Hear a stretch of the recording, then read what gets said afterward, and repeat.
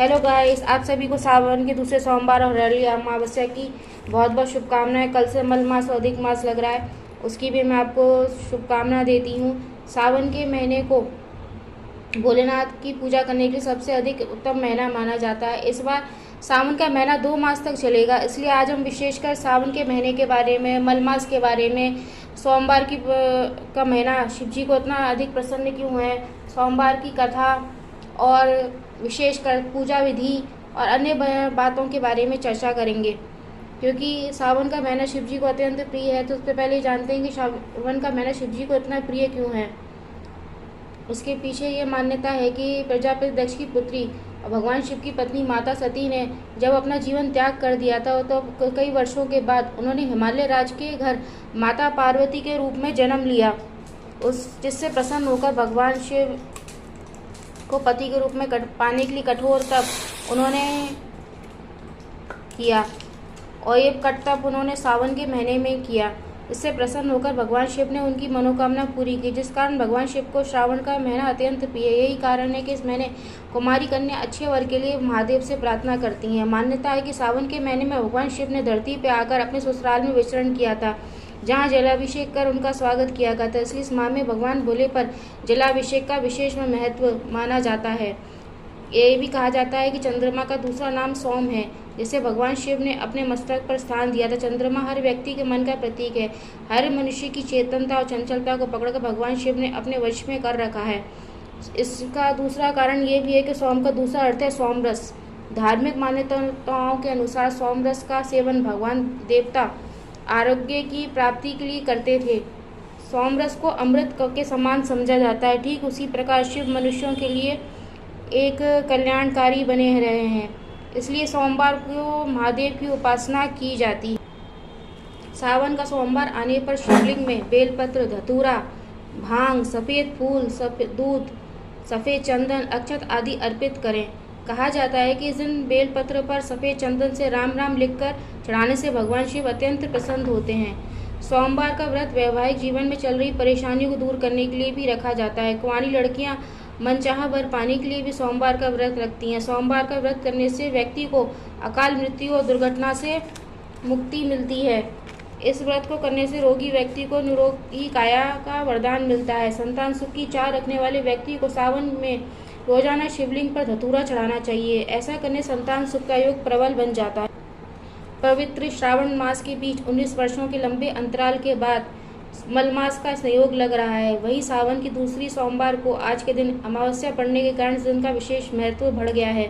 साथ ही सोमवार को ही कर्क संक्रांति भी है। अनूठे संयोग के बीच 18 जुलाई मंगलवार से बंगला श्रावण की भी शुरुआत हो जाएगी। एक मल मास और बंगला श्रावण एक साथ निरंतर एक मास 16 अगस्त तक चलेगा। मलमास मेला समापन के उपरांत 17 से 31 अगस्त तक पुनः श्रावणी मेला का दूसरा पखवाड़ा शुरू हो जाएगा। बिहार, झारखंड में मान्यता है कि मलमास के दौरान कोई भी शुभ कार्य नहीं किया जाता, लेकिन इसके विपरीत पश्चिम बंगाल, उत्तर प्रदेश और असम के लोग इसे विशेष महत्व के रूप से मानते हैं। इन प्रदेश के लोगों के लिए मलमास से मांगलिक कार्य प्रारंभ हो जाते हैं। इस माह में नदी के तट पर मेला लगता है। साथ ही इस महीने में दान पुण्य करने का फल अक्षय होता है। यदि दान न किया जा सके तो ब्राह्मणों और संतों की सेवा सर्वोत्तम मानी गई है। मान्यता है कि धन में खर्च किया गया धन क्षीण नहीं होता, धन में उत्तरोत्तर बढ़ोतरी होती है। जिस प्रकार छोटे से बट बीज से विशाल वृक्ष पैदा होते हैं, ठीक वैसे ही मल मास में किया गया दान अनंत फलदायक सिद्ध होता है। मल मास में सूर्य क्रांति नहीं होती और इसे अधिक मास, लोंद मास या पुरुषोत्तम मास भी कहा जाता है। वैसे अगर आप चाहें तो सावन के महीने में आप बीज भी बो सकते हैं, वृक्ष लगा सकते हैं। कहते हैं एक वृक्ष लगाने से हमको बहुत पुण्य की प्राप्ति होती है, क्योंकि वह कई वर्षों तक लोगों को छाया देता है, ऑक्सीजन देता है और भी कई प्रकार के फल या फिर बहुत सारी चीज़ें देता है। जीव जंतुओं का जीवन वृक्षों से ही निर्भर करता है। हमारा जीवन भी वृक्षों से ही निर्भर करता है। वृक्ष जब प्यासे होते हैं तो मेघों को बुलाते हैं। अगर आप कुछ नहीं कर सकते तो अपने घर के में जो फल सब्जियां आती हैं उनके बीज इकट्ठे करें।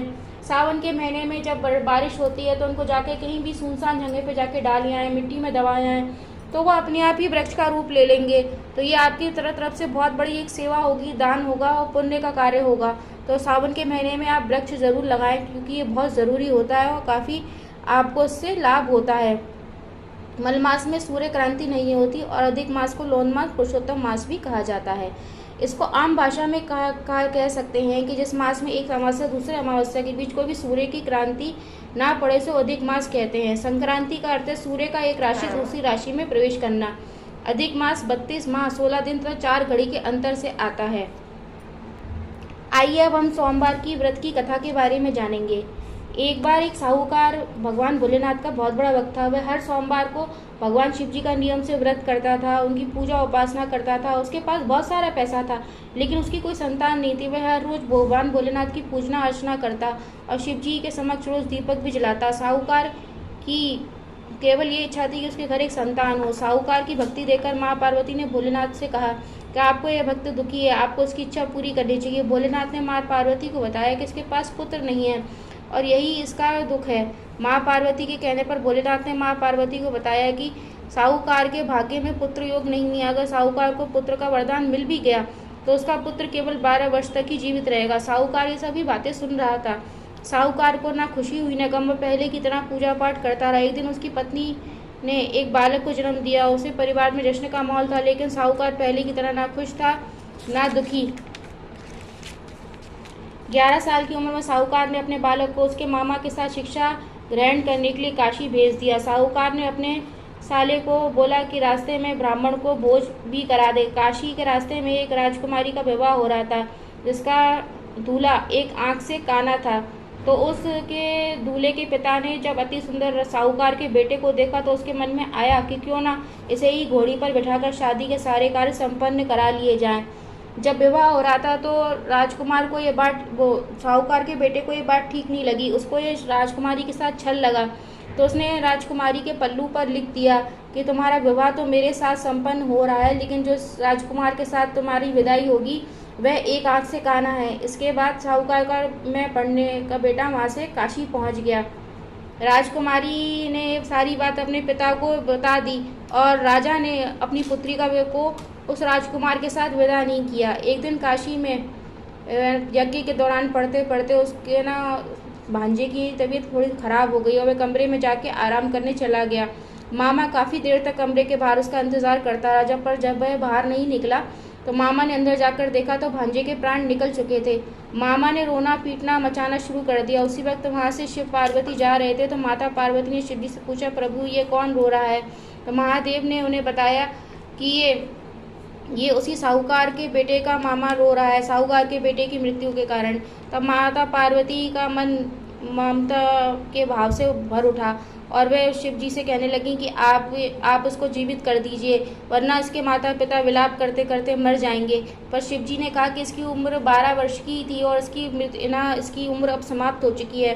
परंतु पार्वती जी नहीं मानी और वे बार बार उनसे आग्रह करती रहीं। उनके बार बार आग्रह करने पर भोलेनाथ ने उसे जीवित कर दिया। लड़का ओम नमः शिवाय कहते हुए जी उठा और मामा भांजे ने ईश्वर को धन्यवाद दिया और अपनी नगरी की ओर लौट पड़े। रास्ते में वही नगर पड़ा जहाँ राजकुमारी ने और राजा ने उन्हें पहचान लिया। तब राजा ने बहुत सारा धन धान्य के साथ उन्हें विदा। इसके बाद वह अपने गांव पहुंचे, जहां साहूकार और उनकी पत्नी भगवान शिव का व्रत करके भूखे प्यासे बैठे थे कि अगर हमारा बेटा जीवित नहीं लौटेगा तो हम भी अपने ऐसे ही प्राण त्याग देंगे। लेकिन जब वह साहूकार के ने अपने बेटे और बहू को देखा तो वह बहुत खुश हुए। उसी रात साहूकार को स्वप्न में शिव जी ने दर्शन दिया और कहा कि तुम्हारे पूजन से मैं बहुत प्रसन्न हुआ। इसी प्रकार जो भी व्यक्ति इस कथा को पढ़ेगा, सावन का सोमवार का व्रत करेगा, उसके समस्त दुख दूर हो जाएंगे और मनोवांछित सभी मनोकामनाओं की पूर्ति होगी। तो ये थी सोमवार के व्रत की कथा। आपको सोमवार का व्रत करने के साथ साथ सोमवार के व्रत की कथा का भी जरूर श्रवण करना चाहिए, उसको कथा को कहना चाहिए। सावन के सोमवार के दिन आपको अपने मन में भगवान भोलेनाथ का ध्यान रखना चाहिए और साथ ही आपको सात्विक भोजन करना चाहिए। सात्विक भोजन में आप एक टाइम भोजन कर सकते हैं जिसमें आप सभी किसी भी तरह का मांस, मछली, अंडा, प्याज इस सब चीज़ों का आप सेवन ना करें। एक टाइम आप फलियार भी कर सकते हैं। भगवान भोले इतने सीधे हैं, उनके व्रत भी बहुत सीधे और सरल होते हैं। उसमें किसी भी प्रकार की आपको कठिनाई नहीं होती है, क्योंकि आप एक वक्त भोजन कर सकते हैं और एक वक्त फलियार करके भी व्रत कर सकते हैं। अगर आप बुजुर्ग हैं, डायबिटीज़ है आपको, या फिर आप 2 वक्त भोजन किए बिना नहीं रह सकते हैं, आपको अत्यंत भूख लगती है, तब भी आप भोलेनाथ का पूजन, व्रत और नियम सभी का बड़ी आसानी से कर सकते हैं। तो आपको एक बार फिर आपको सावन के सोमवार की बहुत बहुत शुभकामनाओं के साथ मैं इस वीडियो को समाप्त कर रही हूँ। अगर आपको ये वीडियो अच्छी लगे तो प्लीज़ मेरे चैनल को लाइक सब्सक्राइब ज़रूर करें और आगे भी बताएं कि मैं आपको किस विषयों पर और आगे जानकारी दूँ और है ना आगे वीडियो बनाऊं। आप सब लोगों की जानकारी, प्रोत्साहन से ही मेरे को आगे की वीडियो बनाने की प्रेरणा मिलेगी। बहुत बहुत धन्यवाद आपका।